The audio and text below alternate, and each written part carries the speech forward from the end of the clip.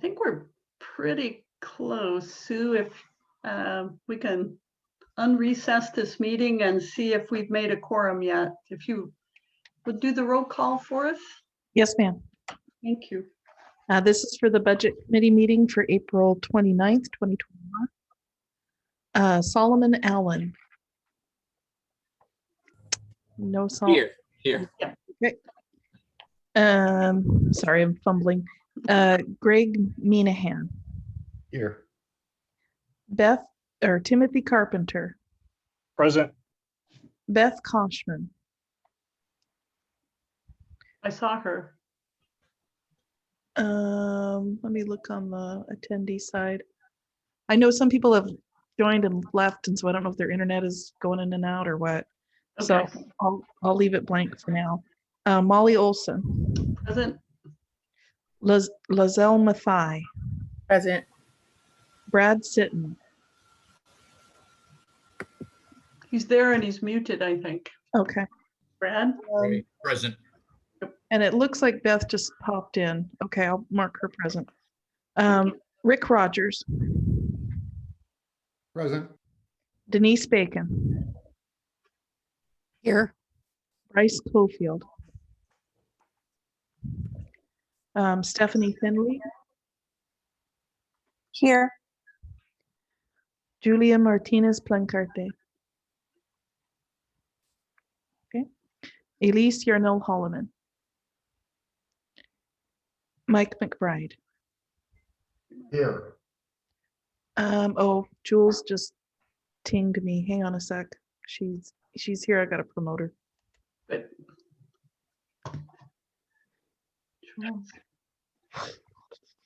Elise as well. I'm not seeing Elise on my screen. I think she said she'd be late, Elise. Okay, so it looks like you have 1, 2, 3, 4, 5 on the council side and all of your budget side. So you're good. You got a quorum. You can go. All right. Budget folks get a gold star, all you budget folks. Yeah, well, you know, I know someone was asking me yesterday, you're going to finish up tomorrow, right? And I'm like, oh, sure. Yeah, maybe we'll see. So just a pre-run of the agenda tonight, so we're all on the same page, as it were. We'll we'll go through and ask for public comment and all of that. We will finish the presentation of city funds and then move on to deliberation. And I just wanted to say a quick comment about deliberation. So as we're going through this, I'd like you to be thinking about the end goal here is that we make a recommendation on the budget and the property tax rate. Those are our two tasks that we must make a recommendation on. We're not making decisions here where we are an advisory committee to the city council. You can, as options, approve things as they have been presented without any changes. That's what some people refer to as rubber stamp, but if you think it's the right thing, then that's the right thing. We can make motions, debate them, and then vote on them to ask for changes or recommend changes, I should say. What we probably can't do and finish up in this meeting and the next meeting is just have general conversations about data. So as we go into this, I want you thinking about if we want to make a change, and we can talk about this when we get into deliberation, then it shouldn't be a request for more information. It should be a request for a change. And by the way, we think you should look into this information to see if it makes sense. Okay, so beginning with the end in mind, I just wanted to have that quick comment so people internalize that.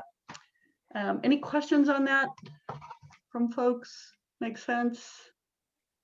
Molly, Absolutely. if I can add to that a Yep. little bit, our plan, I think we've got an essentially tracking of some of the clerical issues within the presented document, that the bound document you all have, and so run through those before essentially making, that you all would make a motion to approve such that, you know what you're approving, and some of those clerical things, will change minor, hopefully minor, but minor numbers back and forth, or, those kinds of things. And so we want to make sure that you actually are seeing what essentially is the final product.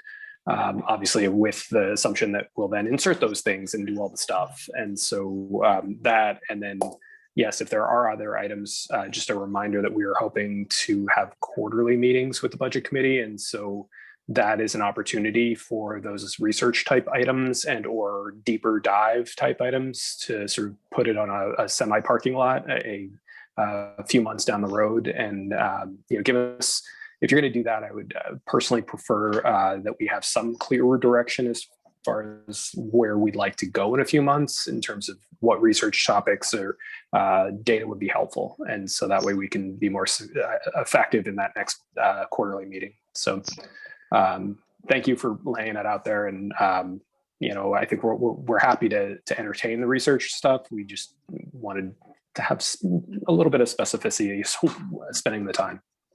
Awesome. Okay, any questions from anyone before we dive in? Rick? Dan, so just a follow-up question on that. If in the quarterly meetings, will you have this group look at the ARPA or ARP money? Will that be a part of this their task or our task? I think that's the hope. Yeah, I think, Okay. Just imagining that we'll actually at some point get guidance from the feds and all of that stuff in terms of timing and how we can use the money. And then we'd like to essentially present some ideas. We've got 3 years to spend the money. And so while there's a bit of an urgency in the sense of trying to have money into the community as fast as possible, I think being mindful of the fact that it's a lot of money and that it's supposed to be, I think, transformative. It makes sense to me to come back to this committee and have that review and, get some suggestions and that sort of thing. Okay, thank you. Other questions? So if not, and by the way, as chair, I try and make things clear, but if you disagree, don't be shy. So as we move on, I think Russ was just getting going on city streets. So unless there's anything else, let's dive into the data. Public comment, sorry. I must keep my agenda right in front of my notes. Sue, do we have any public comment? Madam Chair, we do not have any public comments this evening. Awesome. In that case, let us roll into Russ's material then. Well, thank you, Molly. Russ Thomas, the Director of Public Works. The next subject we're going into is the street capital projects. And I'd like to introduce our city engineer, Karin Hoffman, who will be taking that presentation. Good evening, Madam Chair, Budget Committee, Council. So the street capital projects, there's several listed on here. Some of them are ongoing projects, some of them are new projects. So I'll just briefly touch on them. Sidewalks, we've been having a concerted effort in the last several years to install sidewalks, repair sidewalks, those types of things. One of the things that we committed last year to doing was to look at the city-owned properties and make sure that we had sidewalks along all of the frontages involved in that. And in this past year, we did Memorial Park, installed sidewalks and ADA ramps. And this coming up year, we're going to do Scott Levitt Park, which is another park that does not have sidewalks or ADA ramps to provide access to that park. So that will be coming up. Safe Routes to School, we received a grant from the state to an infrastructure grant to install improvements around Edwards Elementary School. This is going to include sidewalks on Blaine Street, some crosswalks at 6th, and some other improvements. So that will be moving forward. We have a couple of years in order to do that project. Elliott Road is moving forward. We are in the midst of final design and property acquisition, and we'll be moving forward with construction in the next several months.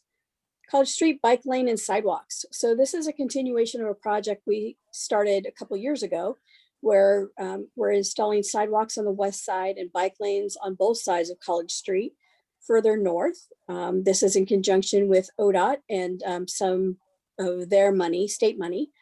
So that project will be under construction next summer, summer of 2022. Crestview Drive, East Crestview Drive is actually under construction right now. Utilities are in the ground, and we'll be doing the rest of the work in the next several months. And we should be done by October. And then pavement preservation. This money is our transportation utility fee money. We've done quite a bit over the last 5 years. We're moving forward with the crack and slurry seal projects. And then the larger projects that we're doing is North Street, 6th Street, Willamette Street, and Franklin Street. So those are the projects that will happen this summer and fall for pavement preservation. So that's it for the street capital projects. Any questions?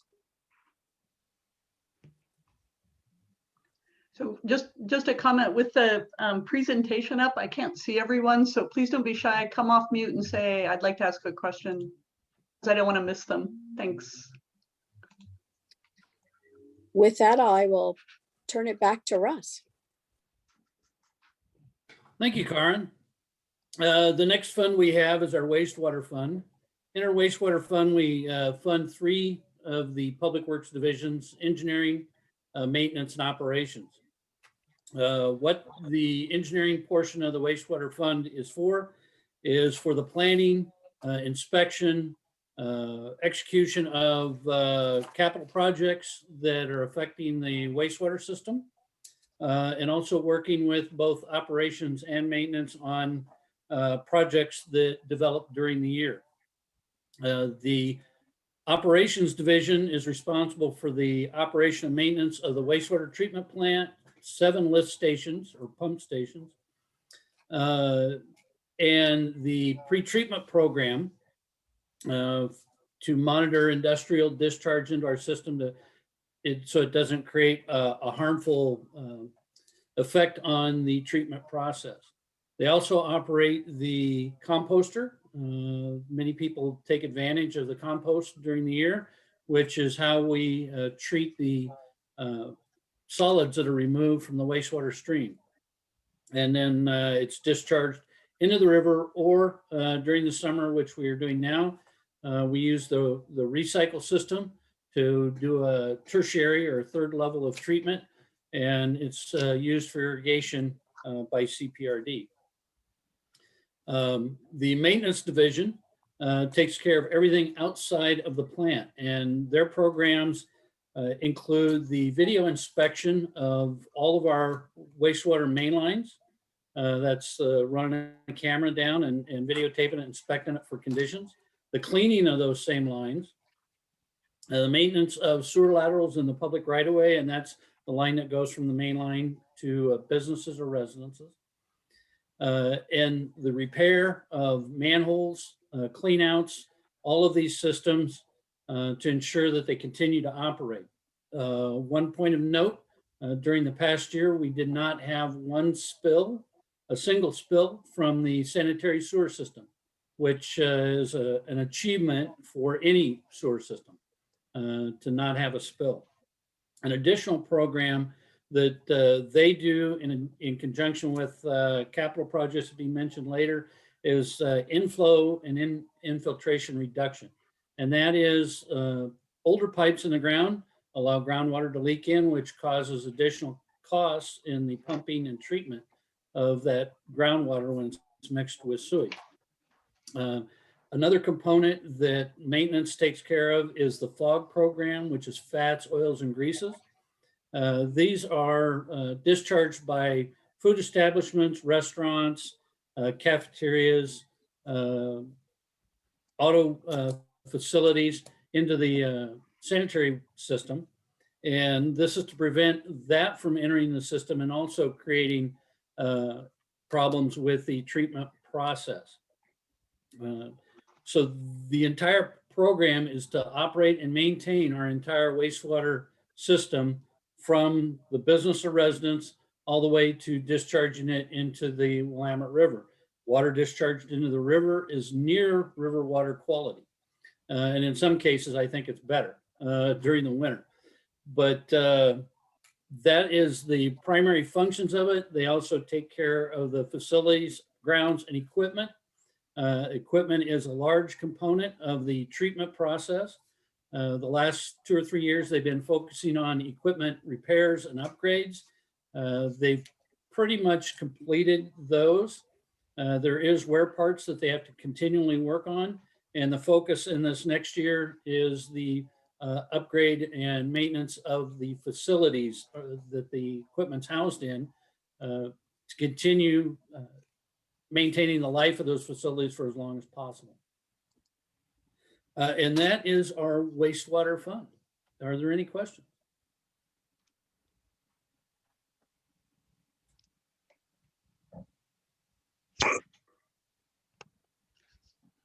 Hearing none. Then we'll move on to our next fund, which is our water fund. The water fund also supports the 3 divisions: engineering, operations, and maintenance. Engineering, again, is responsible for the design, inspection of the projects that we have going on within the system. And also are working on the expansion of the non-potable or recycled water system. That is, non-potable is the water that comes out of Otis Springs. Otis Springs used to be a drinking water source, but rule changes and requirements on it have put it into a situation where it is non-potable, non-drinking water, but we are utilizing it for irrigation, and then the recycle as well. The operations division takes care of our water treatment plant. The 6 wells that we have, the wells are located across the river in Marion County, are 2 transmission lines. We actually have 1 transmission line that is on the old ODOT highway bridge that the city now owns across the Willamette, and a secondary transmission line, which actually is under the bed of the Willamette River. It crosses from Marion County over towards the treatment plant under the bed of the river. And it is constructed of a material that is pretty impervious to seismic events. Obviously, the size of it's going to could be damaging, but it's a high density polyethylene pipe that can withstand that. The treatment plant treats our water. Most of our drinking water right out of the wells has a little bit of iron in it. So they treat it for the iron, make sure that do the tests and make sure that it is safe to drink and pump it into the system. They also are responsible for the maintenance of our 3 reservoirs, 2 of which you can see off of North Valley Road on the north end of town. And the 3rd one is off of Corral Creek on the east side. They maintain 1 booster station that we have as well to serve the higher limits of our system up in the Oak Knoll area with that. One of the other programs that they do is backflow prevention device testing. What backflow prevention devices do is prevent this water from inside or upstream of a meter getting back into the water system and potentially contaminate it. So they manage that program as well. The maintenance division maintains all of the outside the plant water mains, valves, hydrants, water meters. We also have sampling stations or sampling points throughout the system that the operations division samples the water on a regular basis to ensure the water quality throughout the system. They flush the lines during the winter to ensure water quality stays within the pipes. Stale water goes out. We have some particulates that settle out that we pull out of the water to continue the water quality. They maintain the water meters. We have just over 7,200 water meters throughout the system, everything from a 3/4 inch service to a 6-inch service meter. The meter readings and service customer work. People call in, I have a leak, I don't know, my bill's too high, I can't get the water shut off, I've got a broken line, please come help me. And handling all of that. So they do customer service. One program that we started this past year is unaccounted for water and leak detection. One of the requirements of the state of Oregon is that we can account for everything no less than 10% water loss. That's water that doesn't get metered. Not sure where it went. Could be a leak, could be illegal usage of fire hydrants. But we started the program to monitor the system to ensure that we are below that 10% threshold. As of this point, we are. Should we exceed that for a period of time, there's other rules from the state that come into play that we would have to begin an extensive leak detection program, which is somewhat expensive to maintain. And we do conservation outreach as well to help educate people on the proper way to water their lawns, to conserve the water, and especially when we get into the later summer months when demand increases and we reach peak capacity of the treatment facility. That is the water system program in our water budget. Any questions? I actually have a question, Russ, and it can be an answer later. When we talk about using recycled water, I know we, CPRD golf course makes good use of it. Do we have plans to extend the use of that? Is that anywhere in our plans so that We have been working on plans for that over the past few years. We're actually, as part of the Crestview Crossing and the Crestview Drive project, we're extending the line from Otis Springs out and tying it into a dry pipe that was actually installed years ago in Mountain View Drive. So we are working on extending that. We do have a finite resource, but we're extending it so that the major irrigation users eventually will have that to use and not rely on our potable system. that's one of our things we should call out for sustainability. That then a couple slides back, your solar work and the waste treatment as well. Just as we go along, people have asked, what are we doing? So those are two things that I can think of anyway. Thank you, Molly. Other questions? Okay. Wastewater, stormwater, sorry. And our next fund, 17, is our stormwater program. Up to a few years ago, our stormwater program was actually part of the street program. And really, it was only attended to when there was issues. In light of water quality in the surrounding streams and throughout the state, we, like many other communities, have begun a stormwater program. And in the stormwater program, it funds engineering and maintenance. Engineering takes care of the planning, design, inspection of the stormwater conveyance system. That is both pipes and ditches, and also the detention and water quality facilities. As you go down the road, a good example is Springbrook Road. Both sides of Springbrook, it looks like planters all along there, and those are actually stormwater treatment facilities where the stormwater runoff is captured in there and taken care of. They also are responsible for construction erosion control, and this is off large construction sites or even small ones to ensure that we don't have erosion issues where runoff is getting into our catch basin, our storm piping into local streams. The maintenance division takes care of the maintenance of those stormwater facilities, treatment detention facilities, all of the piping, all of the storm ditches that carry runoff, the catch basins, the manholes, culverts throughout the system. And that includes video inspection of the pipes and cleaning of those as well. We've upped that program similar to what we're doing in the wastewater system. One of the other major components is street sweeping. Obviously, everything that lands on the street when it rains goes into the catch basins and into the streams. So part of that is removing that material before it has an opportunity to get in there. And the majority of that material is off of vehicles, brake pads, metal, oil, those type of things. And the detention facilities capture those. So we take care of that.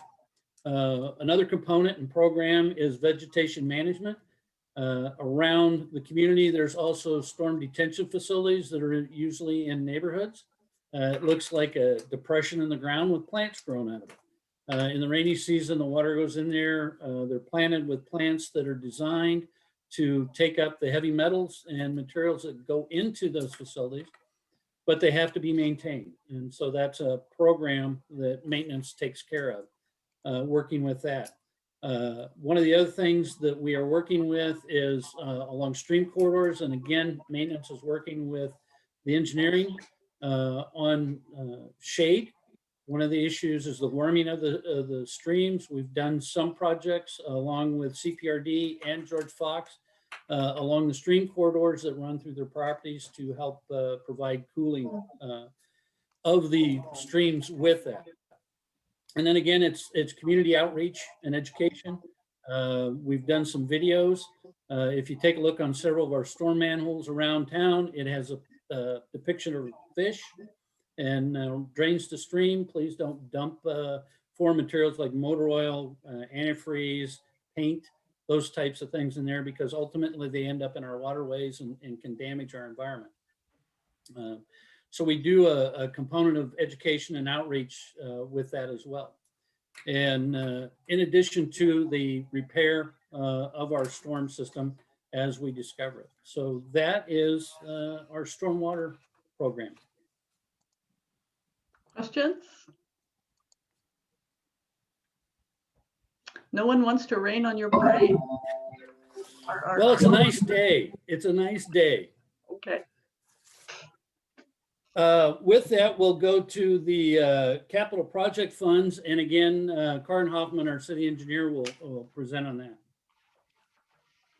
So the capital or the proprietary capital project fund has three different components: wastewater, water, and stormwater. And so I'll talk about each one of those in turn. And before I do that, I do want to address a question that Mayor Rogers had at the end of the last meeting, was about should we be moving, and I'm paraphrasing, so should we be moving forward with most of these capital projects, knowing about the volatility of material costs going on right now? And all of the research is showing that, yeah, the cost for steel, copper, and lumber in particular have gone up significantly due to COVID. And it's a lot of it's a supply chain issue. But they're also predicting that all of those numbers will even out over the next several months. Whenever we put a project out to bid, we do have the ability, if the project comes in over budget, to actually reject all bids and let it set for a while and rebid later on to get more favorable pricing. So we do have that opportunity as we move forward with these projects. So wastewater projects. So first one on the list is a programmable logic controller. And that's actually the computer system that runs the wastewater treatment plant. Our current one is old. We're having to scrounge parts to fix it. So we're in the process right now of looking at what our options are. And then in next fiscal year, we'll be looking to buy that controller and get it up and operational. The solar panel project, as Molly mentioned, this is a project for sustainability purposes. We'll be getting about half of the money back through grants, and the payback on energy savings for the wastewater treatment plant is about 7 years, 6-7 years. It could be end up being less than that, but it will take and subsidize a lot of the energy that we use at the wastewater treatment plant. I&I, inflow and infiltration, as Russ indicated, we've been doing a lot of this work over the last several years. In fact, we've reduced the amount of inflow and infiltration that hits the wastewater treatment plant by about 30%. And we're going to continue on this project. This is, again, sustainability in the sense of we're not treating water that we don't need to treat. We're not pumping it. And we don't have to put bigger pipes in the ground because we're taking out water, stormwater in particular, and or groundwater that shouldn't be in the wastewater system. So we don't have to upsize those pipes as quickly. Oxidation ditch number 1. So a couple years ago, we did oxidation ditch number 2. We did some structural repairs on it. And this is the other one. Again, this is a sustainability project in the sense that it's going to defer when we have to install a third ditch. Eventually, we will need to install a third ditch, but we don't need that additional capacity right now as long as our existing ditches are functional. Sawdust bays, we're working on that right now. One of the things in our treatment plant is that we produce compost from the solids, and we use sawdust in order to make that work. So these additional sawdust bays will allow us to keep sawdust in those facilities, dry it out, and also keep compost in those facilities as we're making that. Hess Creek sewer lining. So for those of you who don't know, one of our major trunk lines runs down basically in Hess Creek. And so again, concerned about stormwater getting, and the creek in particular, getting into the sewer pipe. We're going to be lining that pipe. We're also going to go back and re-look at it to determine whether or not it needs to get larger once we've lined it and know that we just have wastewater in it. So that's part of the project, and we'll be doing the lining, and the evaluation this summer for us to determine then what the next steps of the project are. And long-term, part of the project is to get the creek or the sewer pipe out of the creek bed so that we are no longer having to try and get in the creek bed in order to maintain that system. Crestview Drive, again, is part of the construction. We are installing wastewater pipes in there. Chehalem Extension, we are extending wastewater from Highway 240 across Chehalem Creek and then up Chehalem Drive, along with water. We'll talk about water in a minute. And these are going to allow for some of that area along Chehalem Drive to annex into the city and develop. Dehydration unit rebuild. Again, this is part of the treatment plant. It's a part of the composting process. And the unit has to be redone we're getting about 7 to 10 years out of it. So we have to rebuild that in order to make those systems work. The maintenance yard. We've been slowly adding and upgrading our maintenance yard. It's a facility that needs to work, whether in a seismic event and when everything else may not be working. We've been looking at things like adding fueling station and those types of things, upgrading the storage and paving, and there's a lot of things that need to go on there. And you'll see that one in each one of the project funds. Riverfront pump station. So this feeds into the Riverfront master plan that the council has seen and the urban renewal district. So the plan is to install a large pump station down. We don't have a location yet. That's part of what we'll be looking at, is the location. And then eventually what it will do is it'll take 2 other smaller pump stations that we have and take them offline. So we will just have one larger pump station to serve the area on the south end of town. And then a hydraulic study. This came out of the wastewater master plan, and it's looking at the processes within the yard and figuring out what might need to be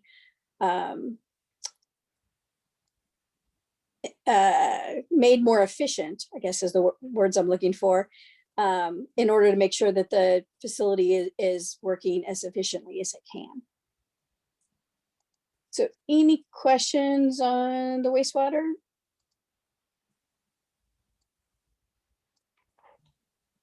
Sounds like not.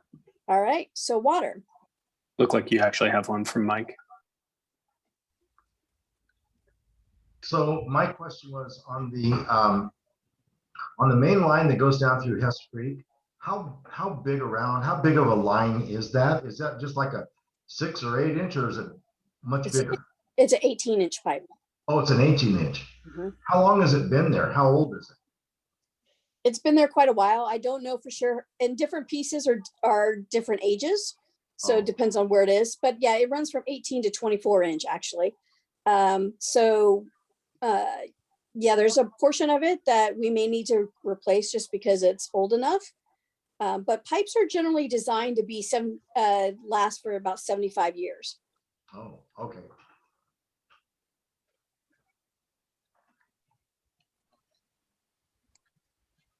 And any other questions? Okay. All right. So water. So we spoke about this Chehalem Drive.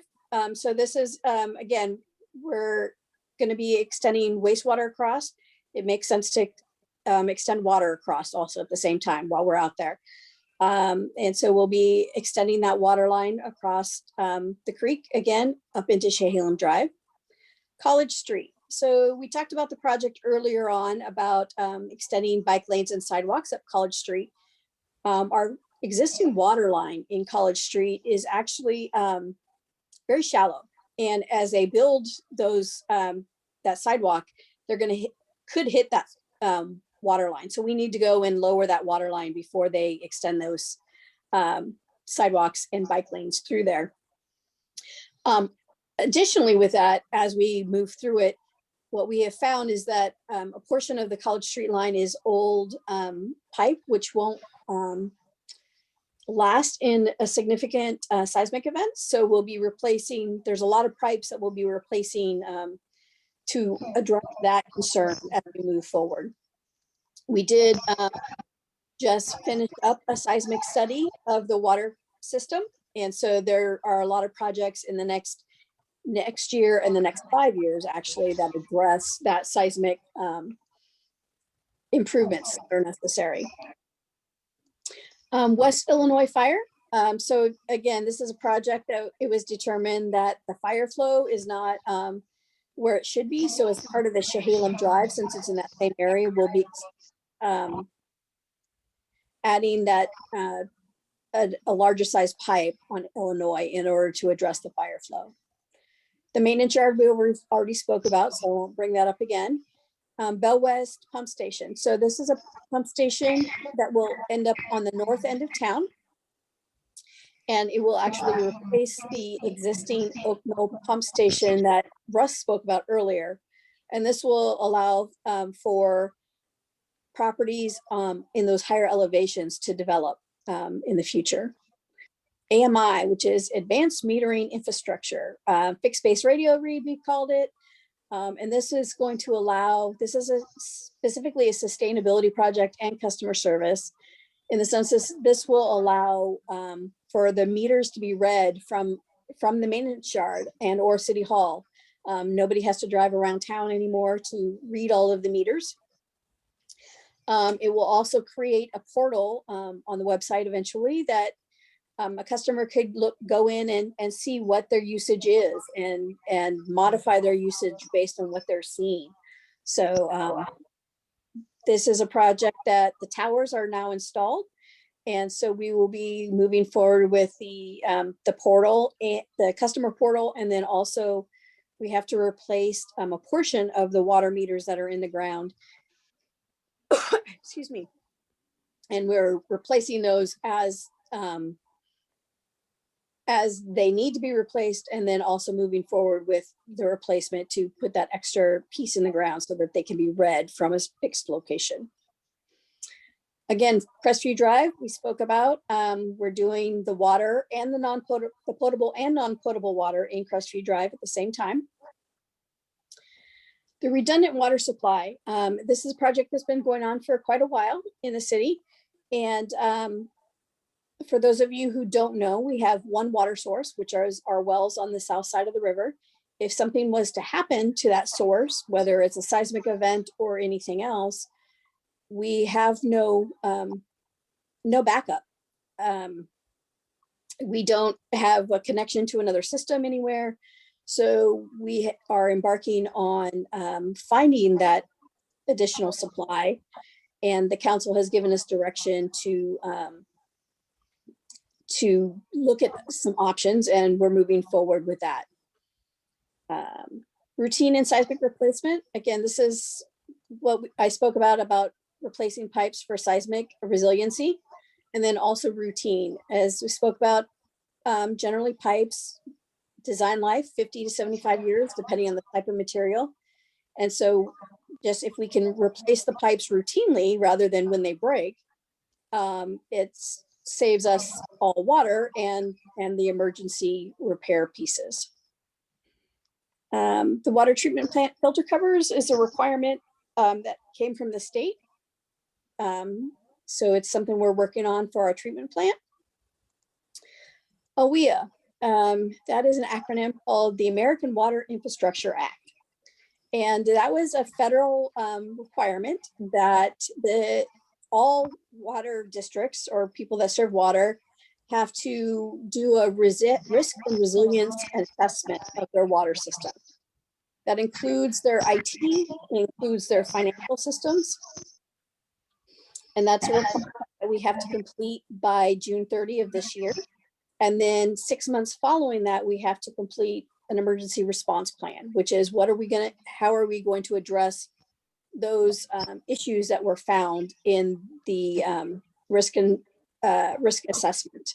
And then just for your information, we have to do this every 5 years. So this will be showing up in the next 5-year CIP, and we'll continue to move through that. Emergency connection and controls at the water treatment plant. Again, this was something that came out of the seismic resiliency study that we did. And the idea being that we could, if there was an issue and there was something that happened at the treatment plant, we could switch basically and send, although it's raw water and non-potable water into the system, it would be water so that people could get water into their house. They might have to boil water, do some other things, but the water would be in the system and would be available for fire or other issues. So that's some of the work that we'll be doing on that project. And then the House Bill 2001 water projects. So the House Bill 2001 is a requirement to allow for middle housing. And then ultimately triplexes, townhomes, and others in cluster housing in single family residential zones. As part of that project, we looked at our infrastructure systems to make sure that they could serve that additional density. And what we found was mostly in the downtown, older area of town, is that we have water pipes that wouldn't meet the fire flow requirements for that additional density. So these are projects that we have to do in order to allow for that increased density in the downtown area. And these projects are spread over the next 9 years because there's about $6 million for those projects. The state did grant us that extension to allow us to spread them over 9 years. Otherwise, we might have had to do them all in a lot sooner time frame. So, Karen, question on that last one is, and I don't know if Doug's here, is any of the stuff that's in the urban renewal for the downtown water associated with that? There is water in River Street, which is in the urban renewal area. Some in the old downtown area. It can be later. Yeah. I'm just curious if any of this comes together with the urban renewal. I don't believe, a little bit. There is some overlap, but not a lot. This is more in the residential than the actual downtown. Great. Any other questions on water? All right. Stormwater. So the 800 block Winooski, this is a project where we have an existing pipe that opens up actually halfway up the slope. And so there's an erosion issue, concerns about impacts to a home's foundation. So we want to extend this pipe further down the slope to get the stormwater into Hess Creek. So that's that project. Maintenance yard, we won't talk about again. Vermilion Street, east of 219, we've got some flooding issues. Actually, the next 4 projects are really existing flooding issues that we know of. The Vermilion Street, east of 219, the Libra Street, North Springbrook Road, and then the railroad ditch from North College to North Meridian. These all experience flooding at certain times of the year, certain rainfalls. And so we'll be doing an evaluation to figure out what the fix is and then get those taken care of. So anything else on stormwater?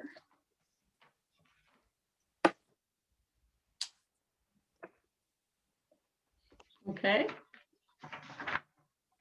All right, system development charges. A couple of high level things. These can only be used on capital projects. So one thing to keep in mind, we can't use it for operations or maintenance purposes, and it can only be used on projects that increase capacity. So we can't use system development charges, say on replacing the pavement on a street, or just replacing a water pipe at the same size. Now, if we were increasing the water size pipe, we could use this money on the size differential between the two pipes. So, and then we do use our system development charges. They cover anywhere from 9 to 48% of the projects that are proposed in the next 5 years. So just kind of something to keep in mind. You'll notice that in some of the funds, there are large contingencies, and those are set aside for future projects to build some projects. The other thing that we do pay for out of system development charges, I forgot to mention before, is debt service. In particular, we have debt service for some wastewater treatment plant, the reuse water system. And so those are still being paid for out of both the regular funds and system development charges. And these are really, again, based on development that may be coming in. Sometimes these charges are a little bit offset from the building permit charges. Because they come in, it could come in at separate times. We did just allow for SDCs to be on single family residences to be pushed out to the time of insulation inspection versus the time of building permit. So there's an offset there of when we would get building permit money versus when we might get SDCs. So I'll leave it at that unless somebody has questions.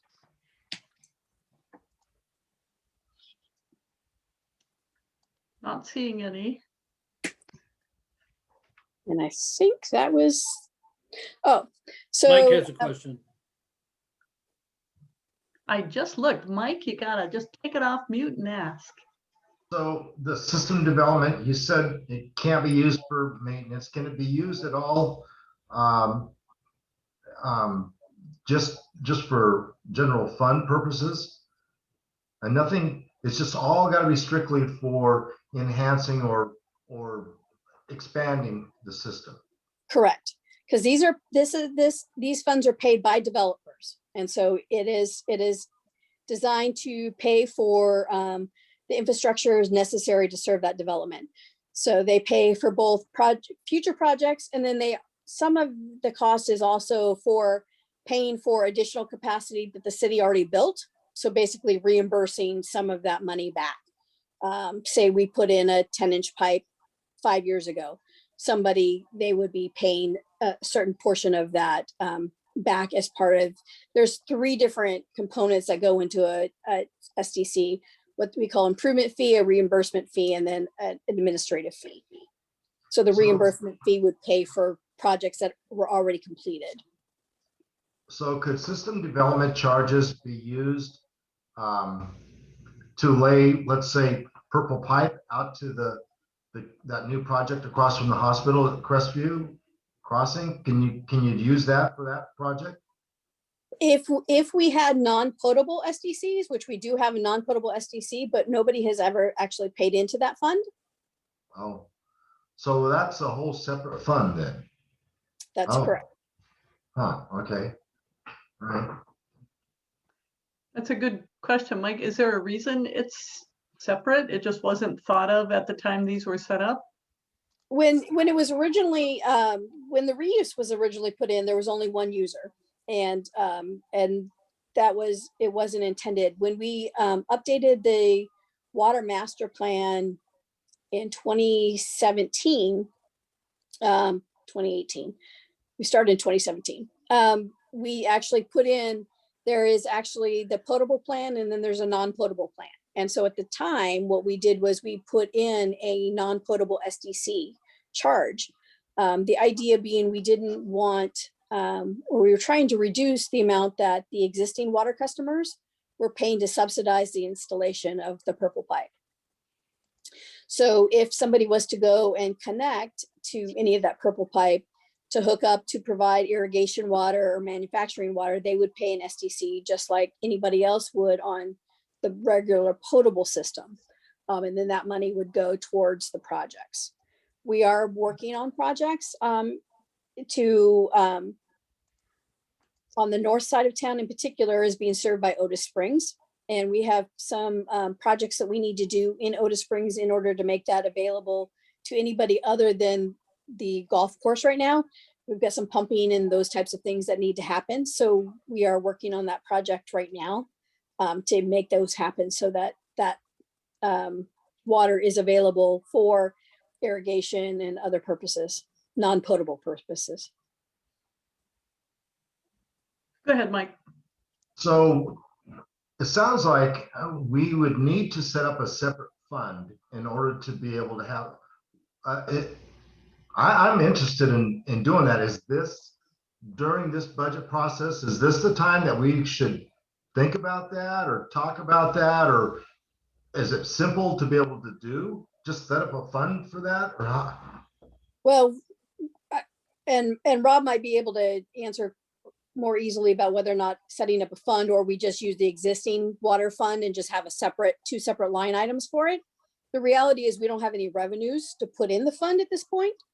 So that would be the challenge for that.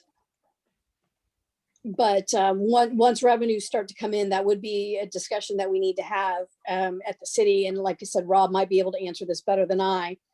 But whether or not you set up another fund, Fund 48 or whatever the number might be, or do you just have two separate lines in the water development fund, one for potable and one for non-potable?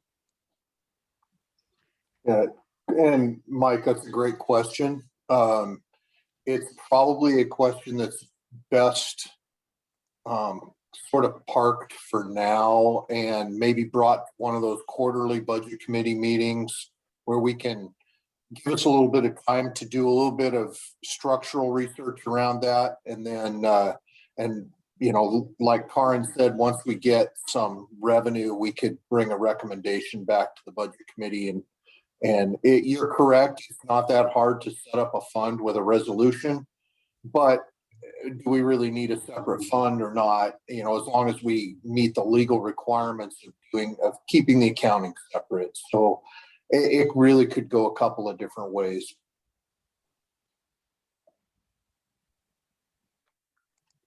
Okay, thank you.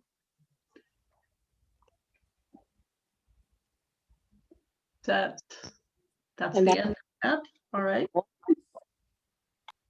Was there a question? Nope. Okay, on to debt service fund, which I think is Rob. Yeah, thank you, Molly. There's not a ton to talk about here, really.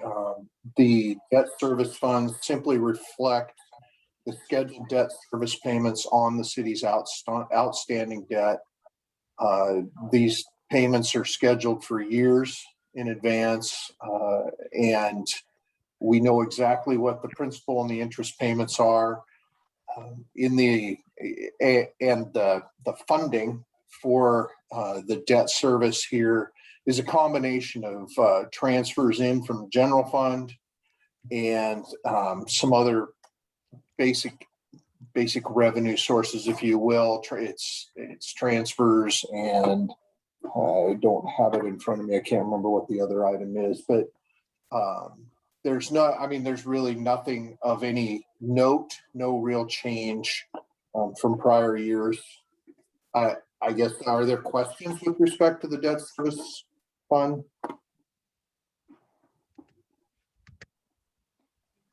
Great. I think the one discussion that happened last year was to note the debt service associated with the comms upgrade. It's Right. quite a substantial chunk every year. And Right. so that's something just to look at and understand, because we've made the investment to upgrade the comms so that we can support the 911 and integrate if we need to. That's a big chunk flowing out of the general fund. Just That's correct, and that is the portion of the debt service fund that is the transfer from the general fund. That's the resource for that. right. And Rob, and answer this later if you like. What's the term on that public safety line item? I can get you that. Yeah, later is good. Unless someone else remembers who was on the council when this was done. I think it's supposed to be 10 years. 10 years. Thanks, Jeff. Okay. Anything else on debt service? All right. Burning through it. Government Capital Projects Fund. Jeff. Good evening. The Government Capital Projects Fund has provided resources for two primary projects: the public safety communications upgrade and the seismic retrofit of the public safety building also. Newberg has partnered with, so the first project with the communications upgrade, Newberg has partnered with the Washington County Consolidated Communications Agency, Clackamas County C800 Group, and Motorola to upgrade its 800 megahertz system, moving from an analog system to digital system. In 2017, the Newberg City Council adopted the resolution authorizing that upgrade. The city of Newberg's portion of the upgrade was a little over $3 million, and it included a new tower, dispatch radio consoles, antennas, and radios. So hopefully, and I think, Rod, I think the payments are $372,000 for 10 years, I believe, each year. That's my memory. Also in 2017, a comprehensive study of all city buildings was concluded, and the study found that the facilities would encounter heavy damage during a large seismic event. The public safety building is the most likely building to still be operational after the large seismic event. It houses the existing city servers, dispatch, and police department, making it an essential building for disaster and command response and recovery efforts. It also doubles as the city's emergency operations center. The grant was $816,000. It was from Business Oregon. It strengthened the selected shear walls. They installed hold down anchors to resist overturning and uplifting forces. It also improved the roof system, strengthening other sensitive areas within the building to prevent and minimize damage during tremors. Both of those projects have been completed. There are no additional projects expected to be funded through this fund, through Fund 21 at this time. Does anybody have any questions? Thank you very much. Thank you, Jeff. All right, library gift memorial and grant, if Will is on. Not yet. Sue had some minor technical difficulties here. Hold on just one moment. No worries. Everyone can take a break, pour more tea, you know. There he is.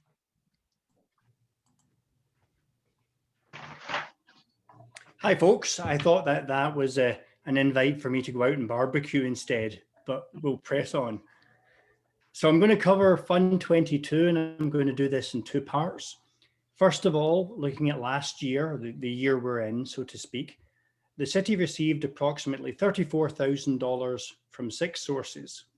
However, the majority of funds came from 3 sources: $17,200 from the Friends, $10,000 from our supportive foundation, and just under $4,000 from the state.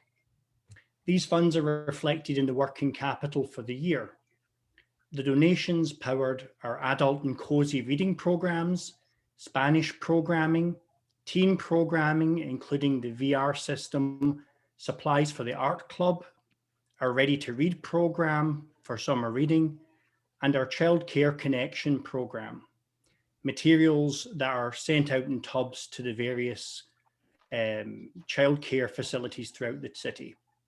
And of course, our Growing Readers program, which provides kids with books from birth up through early grades in concert with Providence Hospital, as well as many other programs, including extra materials for things like our Library of Things and the capital outlay required to build our beautiful new reference desk. Looking into next year, the outlook looks very good. Pledges have been received from the Library Foundation and the Friends Group for $20,100 and $11,000 respectively. We expect the state once again to chip in approximately $4,000. And we're also likely to receive funds from the Early Bird Rotary and a few other small businesses around town. In total, it will be approximately $37,600, and this will be spent on exactly the same kind of projects that we did this year. If COVID allows, there will be some additional funds from the foundation to allow for adult programming. If COVID does not allow, we will use this money to help with computer replacement. And I would love to take any questions that you have on these issues. Mike? So how large is the Library Foundation and how long has it been around? So the Library Foundation history stretches back to the 1980s. And I don't have an exact figure at my fingertips. Greg, can you remember what the last number was that we were presented with? I know it's been a good year for stocks. I want to say it was in the 700,000 or 800,000 range. Thank you, sir. It's grown substantially in the last 3 years. Very nice. Other questions for Will? Sounds like people really appreciated the work you did during the COVID. They truly saw the value of the library and are responding. That's awesome. Well, thank you very kindly. And you know, none of these extracurricular things could happen without the support of these organizations, including the Morning Rotary, who pick up the culture passes every year, Raise Produce, who give us money, extra money for Spanish materials. It's really a team effort throughout the community. Awesome. Thanks, Will. All right, Fund 32, Vehicle Equipment Replacement Fund. When are we going to get our space shuttle? Rob? Well, Not right you're away. still out on that one. Okay. So this is a major structural change in the budget this year. The way this fund was being used, or the way this fund was intended initially when it was established, was as a capital projects fund, where programs could make periodic payments into this fund to sort of bank those monies until there was enough built up in the reserve to then go out and pay cash for whatever it is that they were, equipment, vehicles, etc. Over time, it started being used for other types of things, more materials and services types of, banking, if you will, or set asides, which clouds the use of the fund and technically could be a violation of how that fund was supposed to be used if folks really got into it.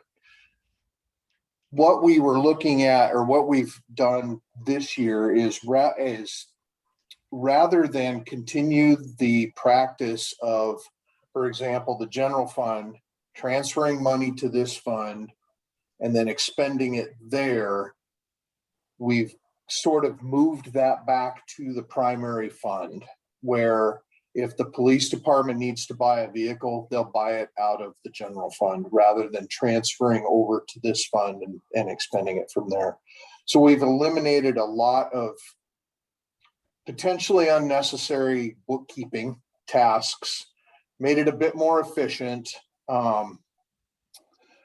But there's some differences in the budget as a result of elimination of this fund. So let me tell you just real quickly, real high level, what that looks like. So here you see on whatever page this is, sorry, it is page 129 of your document. You see in the revenues up there, you see we anticipate a beginning fund balance of just over $3 million for 21-22, and that's based on activity through the 2021 fiscal year. What we've done is taken that beginning balance then and transferred it back out to the funds that originally contributed it in a pro rata share based on the best information we had available, where that money came from. Now, it wasn't perfect, but we believe we were pretty close.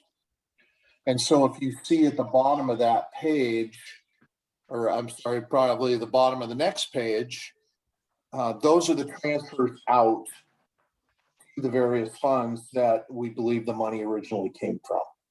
So correspondingly, in each of those funds, you will see a transfer in. And we talked about that briefly in the general fund. We saw it also in the admin services fund and some of those other funds that we've looked at already. We saw that transfer in. You will also see, as part of the contingency in each of those funds, an amount assigned for vehicle replacement or assigned for equipment replacement, which basically takes, instead of having that savings account here in this fund, we just simply moved it back to that primary fund to be spent in the future.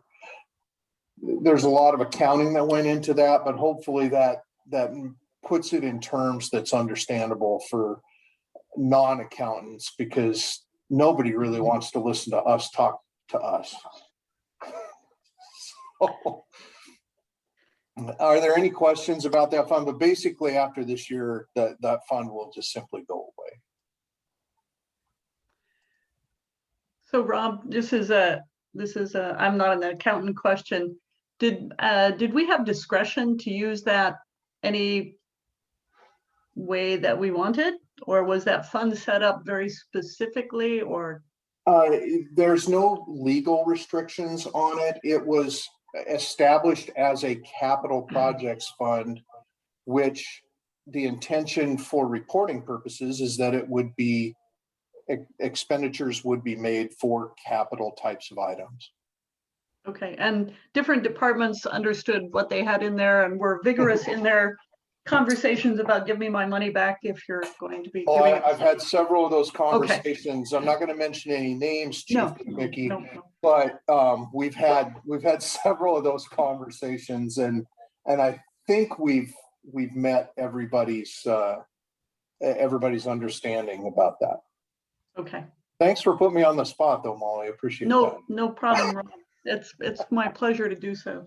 No, I think it's just a coincidence that we owe $3 million on the comms tower, and we had $3 million lying around in this fund, but it really did have a purpose.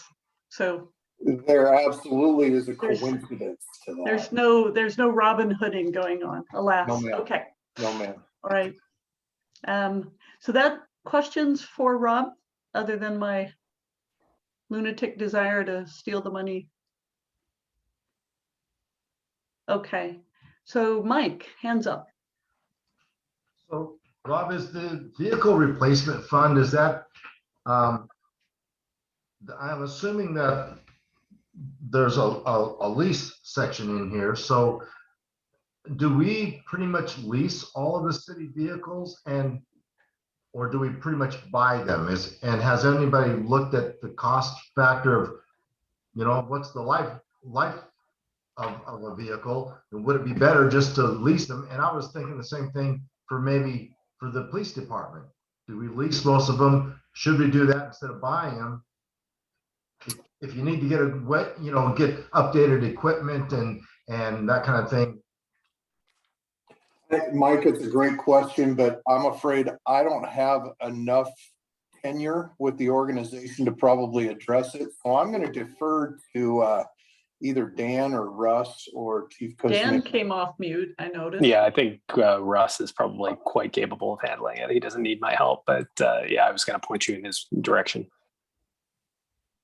Yeah, that's a great question, Mike. 4 years ago, we met with Enterprise Services, and they proposed a leasing program for city vehicles.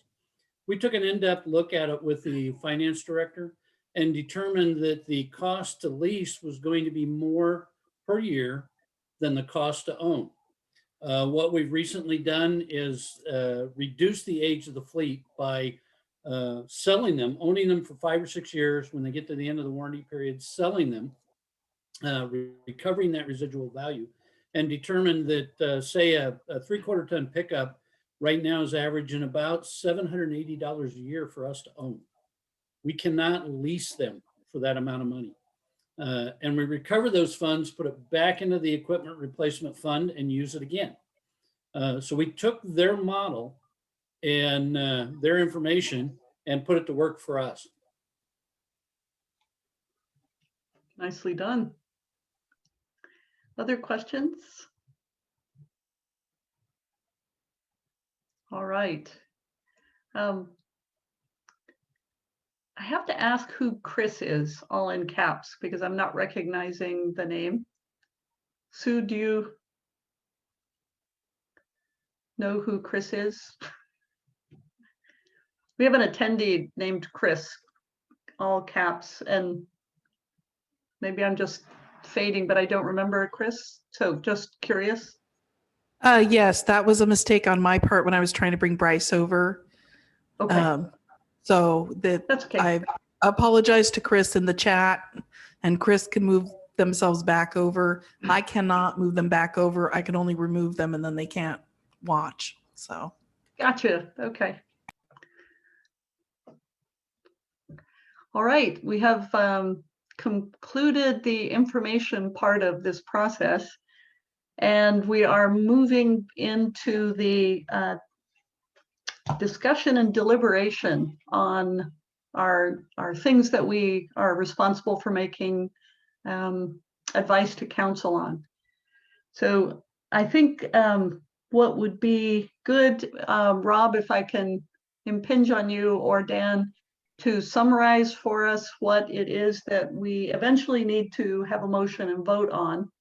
And then we'll open it to discussion, because I think there have been several good topics that have come up that people may wish to work towards motions amending the budget. I don't know. So, but just so everybody's clear as we start this process, the property tax rate, what is it that we are proposing? What is it that the city is proposing that we need to ratify and set? And then the second is just the nature of the budget motion that we have to have. Can you help us with that so we know? Yeah, so I can address a couple of those things right off the bat. So the property tax piece, I'm just going to take a big mea culpa right here because, again, being new to the city, I completely missed this whole, the city was levying less than their permanent tax rate. So we had a conversation internally. I went back and reworked and did the analysis today. So that's one of the numbers that will be corrected in the budget that we bring back. I apologize to everybody on this group because I'm sure you all knew about it. But that was one of those things that I wasn't aware of. The good news is I only missed it by a little.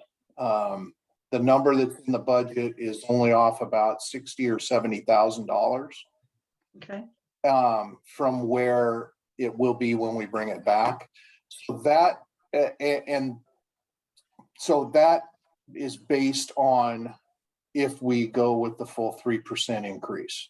Okay, so if we go with the full 3% increase in the rate again for 21-22, as we've done in the prior 2 years, then the property tax revenue in the general fund that you see in the budget document will go up $70,000 or so, I believe.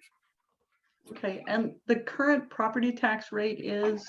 Yeah, stand by here just a second. I have that right in front of me. So the city's original rate back in the day was $4.38 per thousand. It went down to $2.50 per thousand. And then in 2019, 2020, it went up to 2.575, I think. And then the rate for 2020-21 was 2.6523 per thousand. So that's what it stands at right now. It's $2.65 per thousand. And we would be talking about a 3% increase in that would take it to $2.73 per thousand. So to put that in maybe some terms that people like non-accountants can actually visualize, if you take a $300,000 home in Newberg, assessed value, at $2.65 per thousand, that's roughly $796. At the $2.73 per thousand, the 3% increase, it's $819 or $820 for a difference of $24 on a $300,000 home. And that's per year. That's over the course of a year. Yes. Does that help? Yes, we had that discussion last year, and it helped to clarify. It's the rate that's changing, not the the total. And the increase, the statutory increase in assessed value is already built into that formula, so it's right. Yeah. Okay. Any questions on the property tax rate? That's an important one for us to get clear on and make a recommendation on. And Molly, we'll bring a crafted not a resolution, but a crafted motion back to this group at the next meeting with respect to that spells out the terms. And then you all can, have your discussion and make a decision on what you're recommending to the council. Okay. So we'll handle that one next week then. We assume, we would probably have, about as much time as we have or less. And so, we figured today would be discussion and then give us the weekend to put everything together for y'all. Yeah, awesome. We expect that we'll bring a handful of these motions back for you based on the conversation tonight. Yep. Perfect. Okay. I thought that was the easy one. So I thought I'd get that one out of the way. Oh, well. Okay. Sorry. No, because we've had wide and diverse. So a couple of questions. Everyone has read the Q&A that got out to you. Some of it just came out late in the afternoon on the 911 call center. So the city's been working hard on trying to respond to the questions that have come up where they didn't already have an answer. And so unfortunately, some of it just came out. So if you've been at work or whatever, you haven't had time to look at it. But I want to go in, there are several things that have popped up over the course of our 3 meetings that we need to kind of resolve about what direction we want to take on. So let me give you an example of one that came up. We had a good discussion about cameras for the police department. And there was some discussion about applying for a grant, and there was some discussion about, well, that's great, but I want to make sure you do the cameras, whether you get the grant or not. And so that's fodder for a recommendation to the city council saying, hey, it's great that you're applying for the grant, and we understand you're not putting the money in so that it doesn't look like you already have it, so you get the grant. But even if you don't get the grant, we want to make sure you do this. So that was a discussion that seemed to happen. Somehow we have to capture that in a motion, or Well, the city can respond back. And remember that the one of our errata changes that we need to make or not is the fact that we funded it in the budget, even though we said we didn't. And so Right. it's sort of up to you in terms of how that rolls as far as the motion or any direction to us. Right. So I throw that out because I don't want to direct the conversation of this committee, but I wanted to throw it out as an example of the types of things. I've been hoping and assuming that the budget committee will have their own little secret list of things they want to make sure. I'm counting on Mike because he always puts his hand up, so I know he's listening. But anyone who has, as we've gone through this, said, hey, I want to make sure we address this or that. So I think what I want to do is open it up and say, does anyone have anything other than I mentioned the body cameras that we need to make sure we address? If not, this could be a very simple meeting next Tuesday.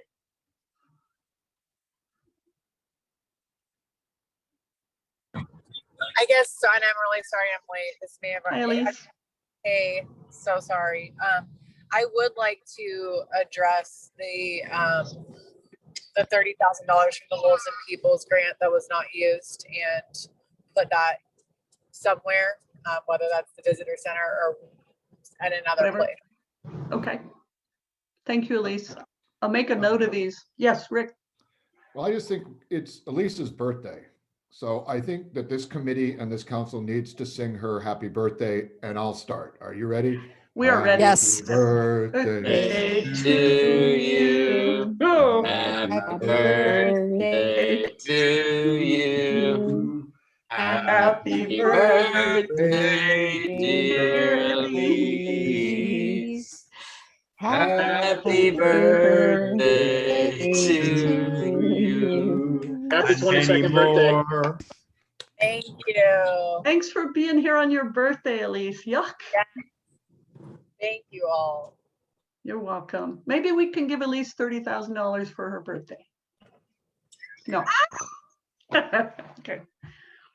That would involve also a striped jumpsuit. So no, thank you.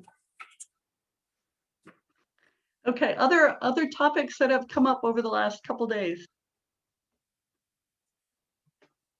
You got a couple hands raised. Oh Lord. I keep looking at people expecting them to put their hands up. Bryce. I think Solomon was first. You should go, Solomon. Okay, Solomon. All right, I guess I just had two questions. One was, I'm still curious if there's any idea of the time it would take to implement the body cameras based on funding or the grant, just from time we got the money to time we could actually get them in use. And then I was just curious when we might talk about the funding for possible other things like the shelter, and I think maybe it was the dog program. I don't remember what the other one was, but the shelter here on College was when I was curious when we talked about that. Okay. So the information that came out late, and apologies for that, but this afternoon had more detail, a lot more detail on the body worn cameras, and I don't expect you to read it right now, but it basically says 6 months to implement the program based on information from other peer agencies. And so, you know, I think somewhere in that ballpark would be a safe estimate for body worn cameras. Within that, just want to also say or remind folks, you know, to me, it's also super important to talk to the community about the camera and how it works, and, you know, kind of have that discussion with folks. And so that would be, in my mind, that's built into the 6 months. But to me, that's a super important process, you know, making sure that folks are comfortable with it, and there's some potential for input in terms of, you know, the policies and that sort of thing. We can kind of share what we expect as far as those policies. As far as the other funding, we've got a request for $1,000 from Homeward Bound Pets. I believe it was $2,500 from the shelter, and I'm blanking. I think you were right. There was potentially another, but my thought was that money comes out of the community support line item within the city council's budget. And that's the discretionary line item. And obviously, that's not my discretion. So I guess the council would sort of need to agree to that. But I guess I'm also trying to kind of keep some of those things out of our budget in terms of line items noted in the budget too. And so looking for a place, you know, is to sum them up and to reflect the funding that we're going to offer if the council or sorry, if the budget committee wants to do that. So if I understand, first off, I wanted to make sure people understood the 30,000 came from T, I believe, and that has to be used on TLT type things. Is that correct? This is Wolves and People. Yeah, that original, that's not available for other stuff, right? It has to be used on something that promotes tourism. It was in the TLT overall fund, and you know was essentially a project. It was I want to say Rails to Trails, but of course it wasn't. It was Brew to Vines or whatever it was. And so, you know, the idea of an experiential tourism related thing. And so something along that vein was, I think, the intended use. And since that project ran into ultimate failure, I guess, in the sense of like get the permitting process, unfortunately, the money's sitting there. So Patrick Johnson on his way out, I think his last meeting said, we should do a grant program, but that of course, when you walk out the door, there's no you anymore to run it, and so that's where it stands.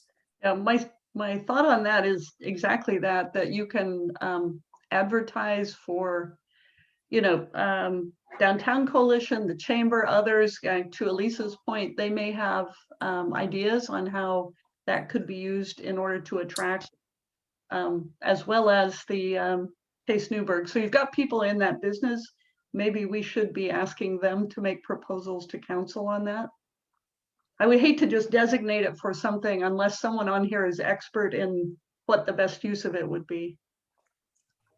And Molly, if that's the direction of the budget committee to try and to have people apply to the council for the use of that money, there's really no budget adjustment necessary because it's sitting in that fund now as special payments in the TLT fund. Right. Does it make sense to you guys to do it that way, or do you have a heartfelt recommendation to council on how that should be used? I just feel like that's kind of that's why it hasn't had anything happen, is it's just kind of been sitting there waiting for some process to be taken. And I feel kind of strongly it should just be allocated towards something specifically that it's appropriate to be allocated. Specifically, I would like it to be on the table to discuss using that to pay the visitor center and not using TLT dollars for the visitor center. Just to be clear, that is TLT. It is TLT dollars. Yeah. Yeah, it was but just it's previous TLT dollars. It's unspent TLT dollars. Yep. Right. Well, and we also have a destination marketing organization that I'm sure would not refuse the money. Yeah, or that. Yeah. Right. Yeah. Or we could simply make a recommendation to split it between the two of them and tell them to go spend it or lose it. Anyway, it doesn't make a budget change, but if there, it doesn't sound like there's, other than at least saying, please don't let it sit there for another year with nothing happening. I love a good grant program, but I also love the not having to run a grant program. And so unless there is another pot of money or more to do, in which obviously we have American Rescue Plan money coming, and so that could be another program. You know, if this is a sort of standalone, though, it's a kind of a lift for staff to have to do. Otherwise, if it's just diverted to one or two agencies, and then it's pretty easy to give that money out. Yeah, I like that idea. So if someone wanted to make a motion, we could just capture it and do all the motions next week if you like. But if I'm understanding the gist of it, it would be that our recommendation is that we take that 30,000 and we put it to work between Taste Newberg and the Chamber. Is that correct? Those are the two that are really focused on visitors. I suppose Downtown Coalition would like to throw their name in the thing, but they work very closely with Taste Newberg. So I don't want it to go to the visitor center. I was saying that we wouldn't use ongoing visitor center TLT dollars for the visitor center. I do not want additional money going to the visitor center. That would not be my proposal. If we're going to do it Okay. that way, I would prefer it all go to Taste Newberg or it to have some sort of conversation between Downtown Coalition. But I don't think that we need to invest additional dollars in the visitor center that's having 11 visitors per quarter. Okay. Keep in mind it's COVID, but yes. So can I clarify that though? Are you saying keep the contract that's proposed as 30,000 to the visitor center? And, then it's a question of this additional 30,000, how we use it? I think she was saying, get rid of the contract, give them the 30 to get them through this year, but do not continue a contract. Is that right, Well, Elise? we need a contract. So if we're going to give them money, we definitely need to have some Okay. contractual way to have our clause out there on it. But okay. Interesting. All right. Let me do this. I think we need. I will raise my hand to work with Dan on how we might disperse this money because I do not understand the rules. At least I think I do understand what you're saying. So we'll come back Tuesday with what we think we heard, and then you guys can revise it. How's that? Does that work? Yes, sounds okay. Okay. Lucky you, Dan. Sure. Yeah. Okay. So that's the 30,000. All right. Other things. Bryce, you. Yeah, I can go. Yes. Last week we had a conversation about, was it last week? Week before? All the weeks run together. So sorry. Will had put forward an idea of, or I had asked a question, what would you do with another FTE? And he talked about a senior librarian approximately in a range of $80,000 that would allow us to particularly attract a Latinx librarian that could continue a lot of the good community outreach that had previously been happening. And that's something that to me, as well as in conversations I've had with other folks in the community, would meet an incredible need. And so that would be something that I would definitely want to work towards during this budget cycle. And I'm seeing folks nod their heads. So like, if you're on board, put your thumbs up, clap. But I think that's something that I would be very interested in pursuing. Okay, and if we add things, are we also volunteering to then remove things? Yeah, I mean, that's the thing, right? I mean, Dan talked about the structural deficit that we have. And I don't believe in just adding more and digging us deeper in a hole for the next budget committee to have to do the hard work of digging out of. That would be irresponsible. So yes, if we add, we must also subtract. I believe in doing that at community though. I think I know some things, but I don't know as much as we collectively know. So I would welcome partnerships and collaboration in that process. Okay, I'll and it doesn't have to be immediate. We can go through the wish list and right. Let's put that nasty task off and other Mike. So my feeling is I think we ought to spend I want to see a grant for the body cams, but I think if nothing else, we should just pull the money out of contingency and make sure that happens. But my other feeling or suggestion is, it seems like because we're so tight on the budget, I'd like to see a hiring freeze, and whatever extra money we have, I think we need to invest back into old equipment that needs to be replaced. That would help us to actually work more efficiently. And I'd like to see, that would be my suggestion. And let's just hold the line, but let's put anything extra back into replacing equipment that needs to be replaced. So, and this is where I'm going to turn to Rob or Dan. In my Intel days, the dollars that go to pay headcount are considered expense dollars, and equipment dollars are capital dollars. They're coming out of separate types of funds. Is that true for you guys or not? Not necessarily. Okay. Okay.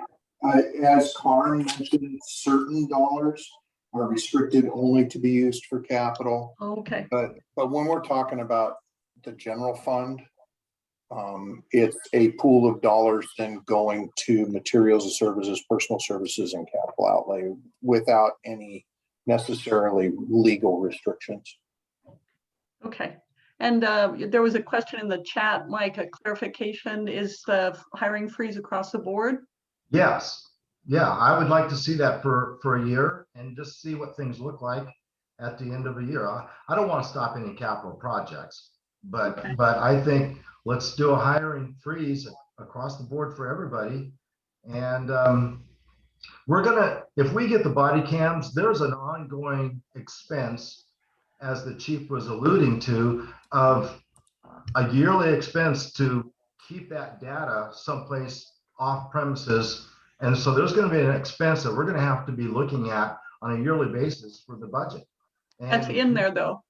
That's actually in the budget. But is it is it going to be for ongoing though? I mean, there's going to be an ongoing cost, I would assume. Right. We don't budget ahead, so we would mark it, and that would be sunk in there for sure in the next year's budget. You know, that we're trying to essentially do our best to estimate what that would be, so it's eyes wide open when folks approve that. I have a clarifying question.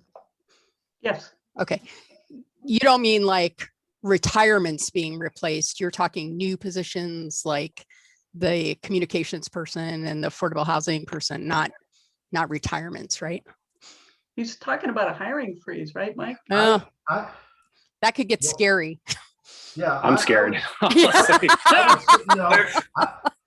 What I would say is any additional new positions, because if somebody retires, I mean, they're retiring and you've got to fill that position. I mean, you just don't want to leave it vacant. You know, so I would say a freeze on anything new, but only replace the positions that as people retire. That's what I would do. Okay, let me capture. If I could just also say, like, you know, we're essentially proposing at this point 3 positions if we add the senior librarian. And, you know, when you think about the cost of capital, I'm not sure we actually have a great number on some of the equipment needs and some of the replacement. But I don't think that you're going to have a like for like. I think we're going to be upside down in terms of how much, you know, 3 people's savings would be comparative to our other needs. And then who's going to implement that stuff if we don't have new people, you know, to go and do the, you know, the refresh and get us caught up. So Dan, let's just capture them for now, because I think they're right now, this is kind of like trying to get the ideas out, and sure, not all ideas are going to work, but we need to get them all out on the table. So I think Elise was next, and then Stephanie, and then Solomon. I was actually going to ask the question about attrition versus new positions. So I would not want to support a hiring freeze. Just knowing what we're asking of staff right now, and yeah, I would support the positions that are proposed to be added, including the Latinx librarian. Okay. Thank you, Elise. Real quick, sorry to interrupt. Kezia, around the previous topic of hiring freezes, I saw you like shake your hand. I didn't know if there were other thoughts that you thought should be included in the conversation. I was just wanting to lend a little context, because at that point, it really didn't get down the road of the conversation too much. And I wanted just to provide context that we currently have 14 vacant positions. And so a hiring freeze would be really substantial. We have 140 employees, so that's, you know, a significant number. And these are critical positions, a lot of them. So not filling them would be problematic. So I'm throwing that out there just for the purposes of context. Yes, somebody did ask, how many do we already have that we wouldn't fill? So good data. And just for clarification, Mike, your point wasn't really freezing current hirings. It's just don't add new positions until we have a sense of where we're at. Is that right, Mike? That's right. Right. I mean, if we have open positions right now that we've been trying to fill, obviously I want to fill it. I don't want to add anything new. I don't want to add another layer when we just have to look at it like we would look at our own individual budgets. If we're getting close, you have to change and go in a little different direction. And it doesn't mean it's going to be forever. Okay, so then Stephanie? Thank you. I do have a question, and I don't want anyone to read more into this than I'm honestly just curious. I'm wondering why it is that we have a specific fund for the library gifts, memorial, and grant funds, but there isn't the same thing for the police foundation. What is the difference between that? I'm just curious. Yeah. I could answer Thank that. I could answer that. I'm the president of their foundation. So we originally applied to have a memorandum of understanding with the city where we would report to the city, and it never got signed. So we function totally separate with the same complete control that the library fund has, but they did not accept our offer to be part of the city. So we function separate. Does that answer your question? Thanks, Denise. That sounds like, just if I could interject, that sounds like something that probably should be addressed at some point, I would think. Just in that having a separate fund for a particular function in the city, I think if there's a possibility to bring that into a MOU, it'd probably be a good idea. Just one opinion. At the risk of opening up. We've tried for Hey, years Bryce, and years and wait years. till you're recognized. Okay, please let them finish, and then I'll call on you, I promise. We've tried since we were founded every year. So it's not us. Okay. No, it's okay. We got it. Bryce, go ahead. Yeah, sorry, this isn't raising a new topic. It's more in the conversation with Rick and Denise. I'll say, at the risk of opening a can of worms, Denise, when you say it wasn't signed, is it similar to like when Patrick had stepped off and therefore that grant sort of process fell with him? And so like, they're just things that weren't signed, or were there particular reasons why this MOU wasn't addressed and signed? I have no idea why no one signed it. We tried, and we asked several times. It was see, what happens is we raise the money, say, let's look at this suicide awareness car. We paid for everything on it. We accepted donations for it. We paid for it. And then we gifted it to the police department like we never owned it at all. And we've done that with everything. We just hand the asset over. And that's the way our books look, like it's a grant. When we file a complete set where we point everything out. So we have a clear accounting of what's been given to the police department. We don't know why. Okay. I think we've got that, AR, as we would say, that action item. Patient Solomon's hand's been up. Yeah, I mean, kind of going back just in terms of the way that we are looking at possibly funding body cams, if we do go the grant route, or this year especially, that opens up more than enough money for that Latinx librarian position. And it just seems like, from the research I've done personally, investing money into creating community outlets for people to learn and engage is a lot better money spent than new ways to police, or I guess even deal with seeing the way that policing is done. So I would be for that personally. So that was a trade-off, since it was a budget mistake putting the body cams in.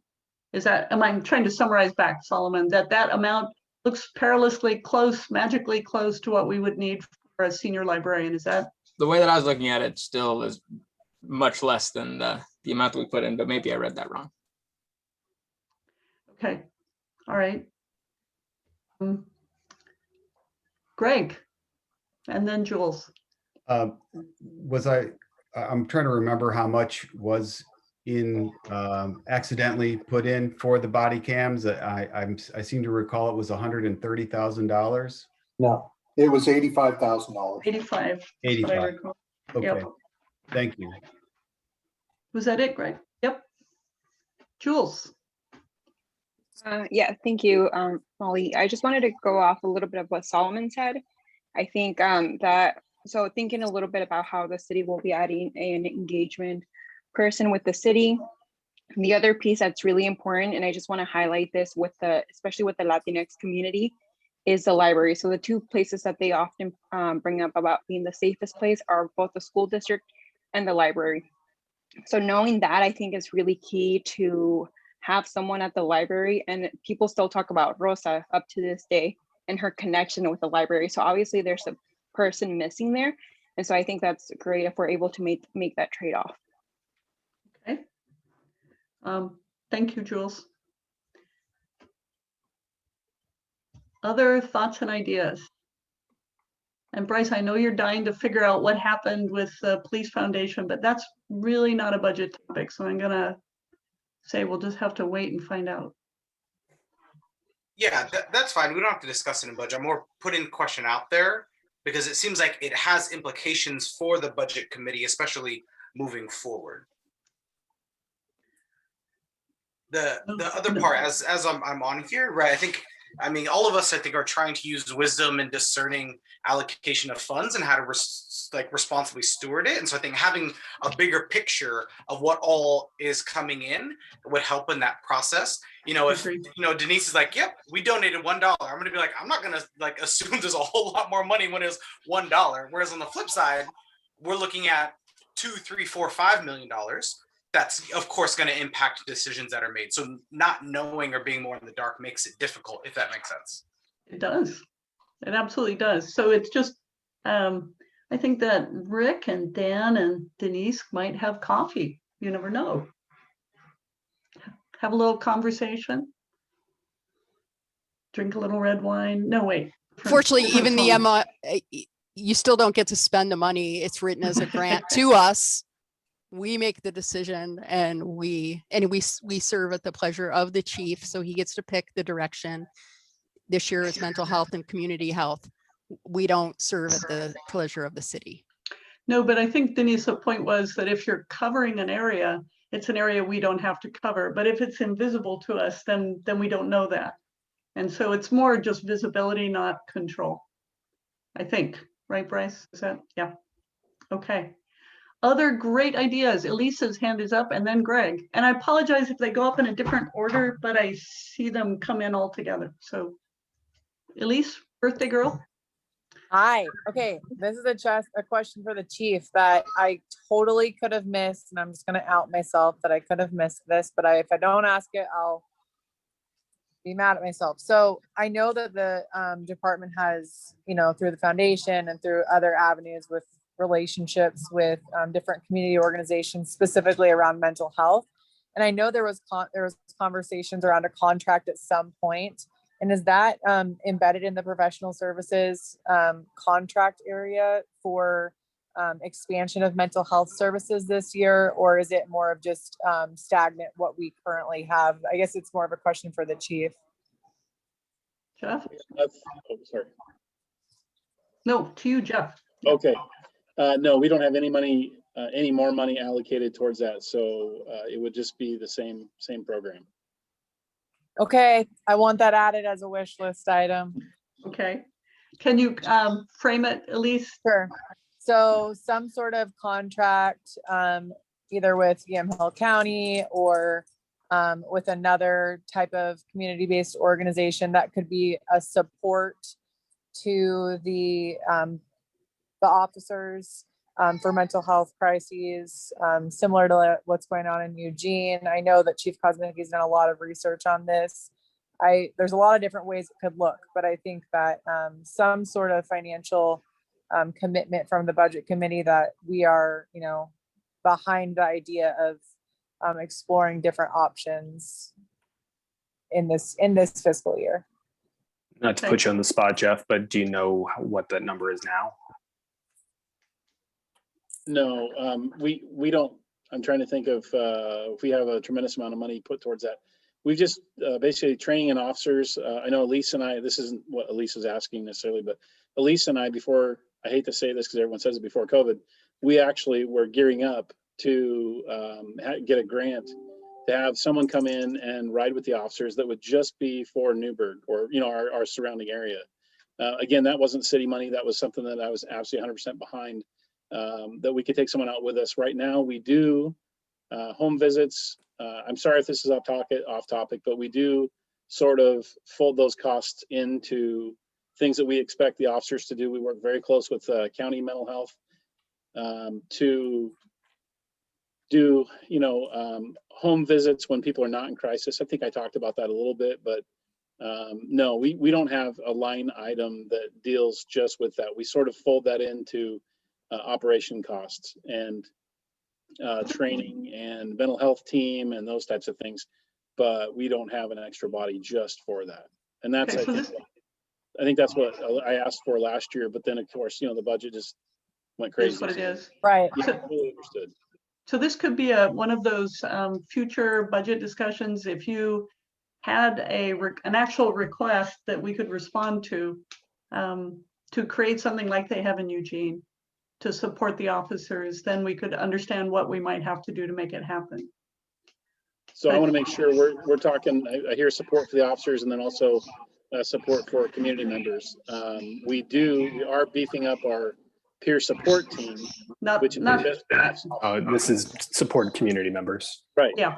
So yeah, we did make a proposal, but again, we didn't have any money. So I can always produce that again. But again, I also want to be not sensitive, but I want to basically take in the fact that, the entire budget of the entire city. Yep. Or be mindful from my perspective.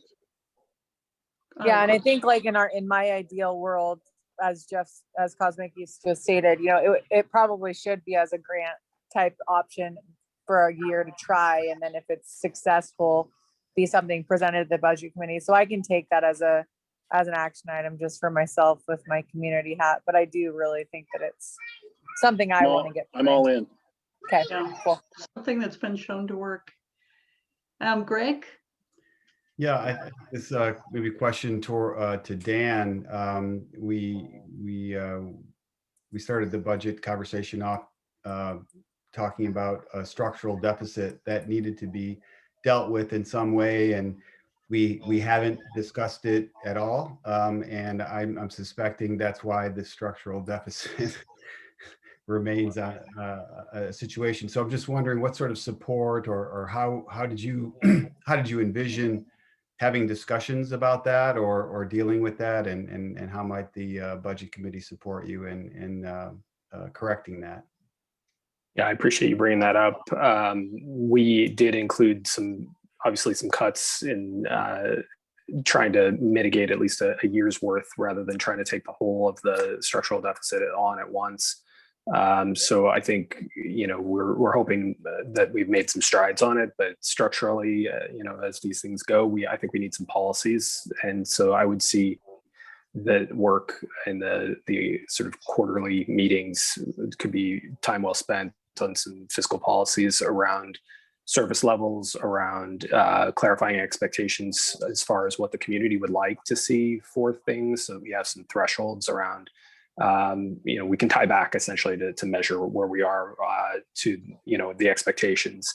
And that may reduce some of our costs. It may be that we're overspending in some areas or that, we move our money around differently. But I think having some discussion around from, this august group, because you've got, community members and counselors who are community members, but elected, I think it's the right mix. And so it gives us a chance to talk about priorities and measure them over time.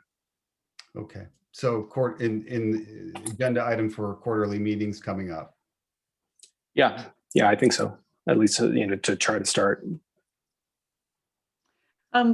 You also, I just wanted to clarify, because Greg said we hadn't addressed it, but I think your current budget tried to go after around a quarter or a third of it. Yeah, I think we were trying to do more or less a 3 to 4 year plan. And so assuming that some of that might have eroded in sort of the discussion, but we wanted to have some room on that. Yep. All right, Bryce has his hand up. And then there's some questions in the chat that I'm trying to figure out. So go ahead, Bryce. I can ask my question here.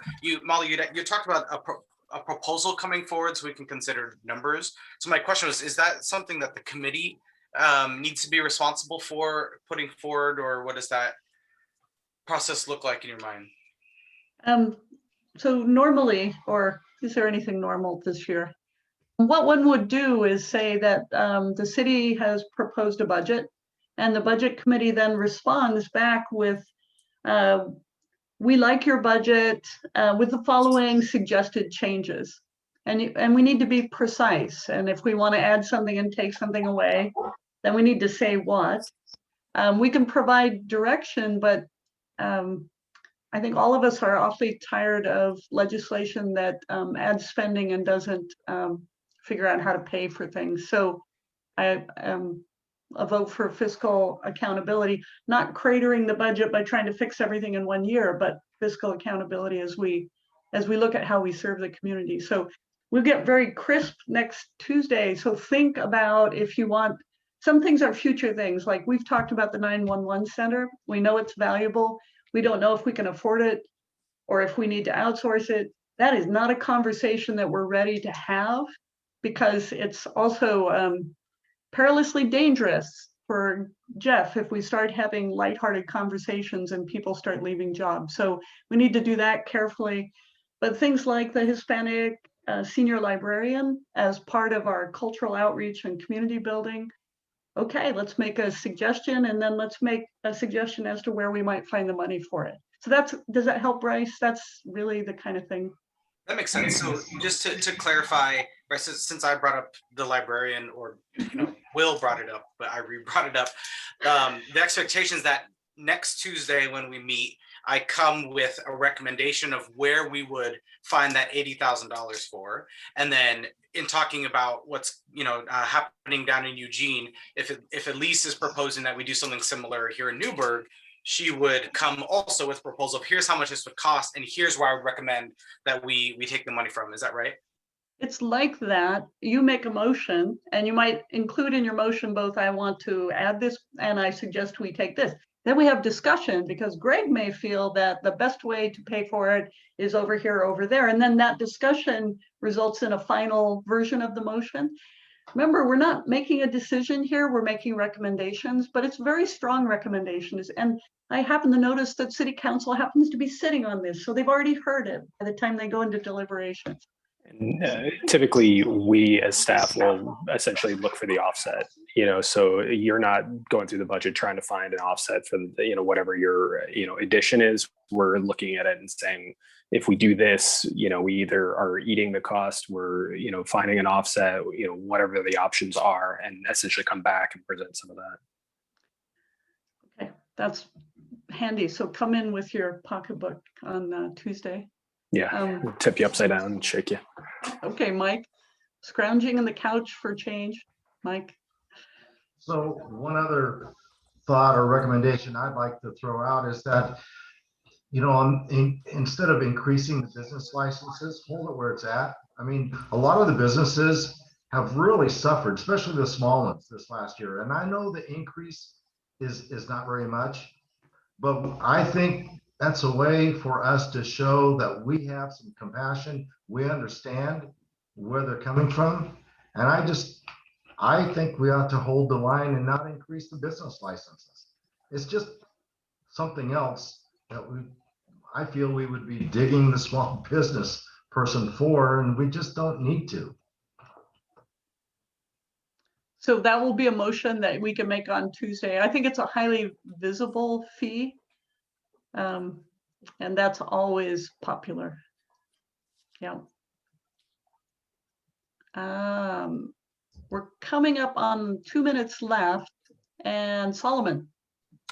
Just on that, I guess I'm curious. I assume that business fee is flat across all businesses.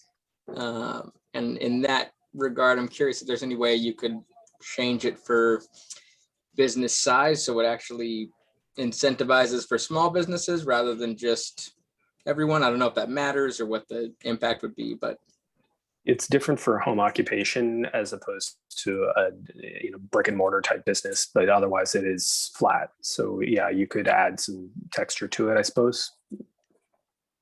And then there's a question on how we pay for community court. And I thought I heard before that that was not an additional cost, but I don't know who can answer that. I don't think we anticipate additional costs right now. Really, community court is essentially a diversion program, and so bringing in nonprofit providers and others, and those are all volunteers. And so the judge is on board. The judge will essentially assign someone to the diversion program, and presume that's part of their sentence of, you know, you must complete X, and hopefully they get the help they need, and without a cost or any additional cost. Okay. And then clarifying question for Rob, is the 3% property tax increase already in the budget? And Rob's answering it in the chat. In the chat, but yeah, we did anticipate the 3% increase, but there was a calculation error that we will correct on the final proposed. Okay, and have I missed anybody's? It's actually quite challenging to look for hands and read text and keep an eye on the conversation. So forgive. Molly, so Rob, now refresh my memory, that calculation error in the taxes, that doesn't give us a senior librarian, does it? 70,000-ish, not quite. No. Yeah, it's close. It's Close. There you go. Yep. That's what I just put that in the chat. I was like, yes, we only need to find 10K more. All right. So rounding errors are already spent. Before we get too happy, I'll note that it's 8:31 and I apologize for letting us go over. I see a little hand waving goodbye down in Solomon's window. Thank you all for good discussion. Bring specific things and we will make our motions and give our recommendations on Tuesday. Thank you so much for your time tonight, especially Elise. Oh, happy birthday. Thank you. Bye, everyone.